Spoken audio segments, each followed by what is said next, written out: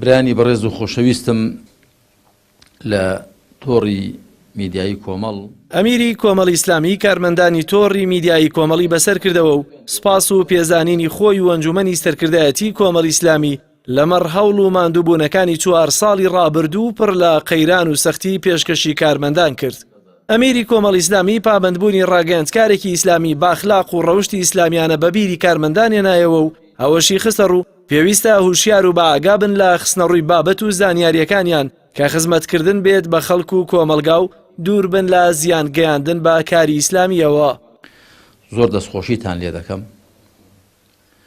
و لە خوای پەروەردگار داواکارم بە باشترین شێوە پاداشتان بداتەوە کە من حاڵ و بارودۆخی دارایی و ئەو ئەندازە هاوکاری کە بە ئەندامانی خۆمانی دەدەین چ لە بواری ڕاگەیاندن چ لە بوارەکانی دی بەراورد دەکەین لەگەڵ هی خەڵکی دیکە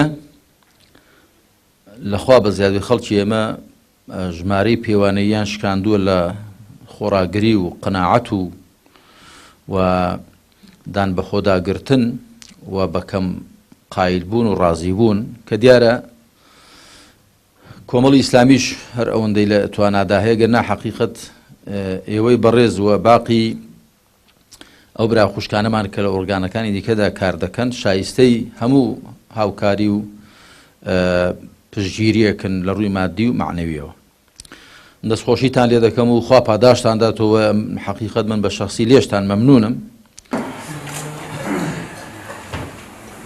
لەبەردەم بەشێک لە زانایان و وتارخوێنانی ئاینی لە ئەمیری کۆمەڵی ئیسلامی جەختی لەوە کردەوە بۆ چارەسەرکردنی دۆخی نالەباری هەرێم پێویستە بگەڕێنەوە بۆ بنەما شەرعی و ئاینیەکانی ئیسلام و وتیشی پێویستە زانایان هەوڵەکانیان بخەنەگەر بۆ ئەوەی وڵات بدەنە دەستی کەسانێکی لەخوا ترس و دادگەر کە باوەڕی وایە بەرپرسانی ئێستای هەرێم شارەزایی ئاینی پیرۆزی ئیسلامیان نییە و هەرەوەشە هۆکاری تێکچوونی دۆخی هەرێم. و دەبێت خەڵک و جەماوەر بەڕاستی هۆشیار بکرێت. تۆ مامۆستانی بەڕێز ئەلحەمدولillah هەر بەردەوام خەریکن بەڵام هەندێک شت دەبێت زۆر بەڕوونی و بەزەقی بە خەڵک بگوترێ باسی هیچ حیزبێک نەکرێت بەس باسی خوا و پێغەمبەر و عەلەیهی سەڵات وسەلام قورئان و ئیسلام و شەریعەت بکرێت.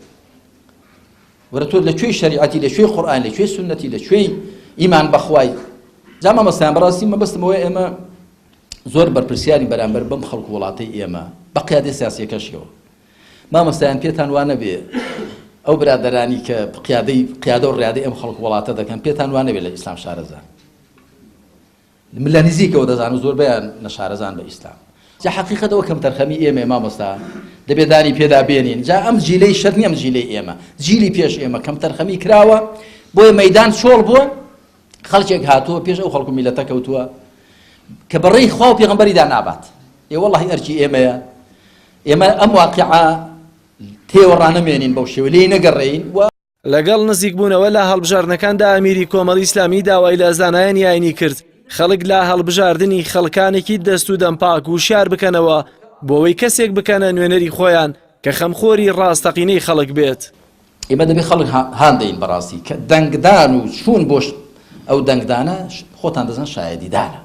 شایەدیدانیش خوای پەروەردگار دەفەرمێ ولا يأبى الشهداء إذا ما دعوا شاهیدەکان بە مانع نەبن کاتێ بانگ دەکرێن بۆ شایەدیدان.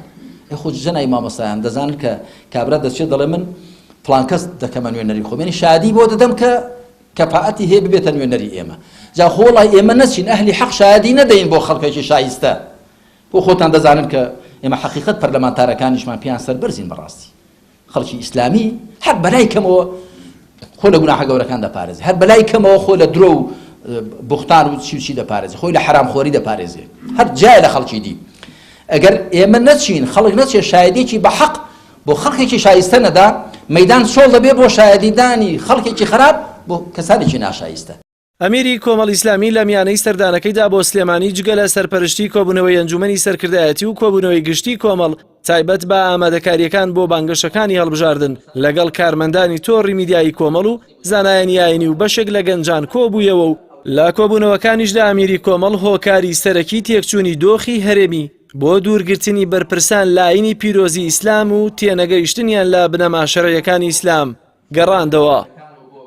جەلال محەممەد کەناڵی ئاسمانی پەیام سلێمانی.